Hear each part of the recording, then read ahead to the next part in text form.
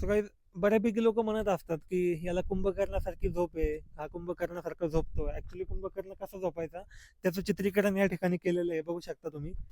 हा कुंभकर्ण आहे, तो झोपलेला आहे. तर त्याला झोपेतनं उठवण्यासाठी तिकडं ढोल ताशा वाजवतायत. त्याला खायला बघा ते अख्खं बकरं, मटण रान ते आणलंय त्या राक्षसाला खायला. म्हणून जे लोक नॉनव्हेज खातात ते सगळे कुंभकर्णच असतात, असं मला म्हणायचंय. म्हणून नॉनव्हेज सोडून दिलं पाहिजे, व्हेजिटेरियन झालं पाहिजे. त्या एवढ्या राक्षसांना ते नॉनव्हेज देणार, त्याला खायला इकडं काय जिलेबी काय असेल ते द्यायचं, त्याला उठवण्यासाठी त्याच्या पोटावरती भाल्याने हे करायचं. सो असा हा कुंभकर्ण होता.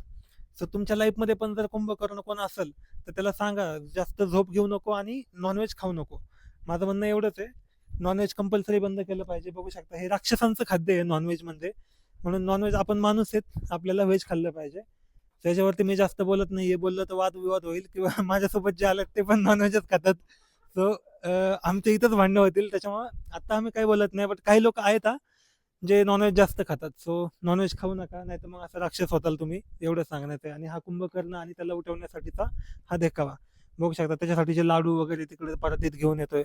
सो अशा पद्धतीने कुंभकर्णाची ही झोप होती. बाय.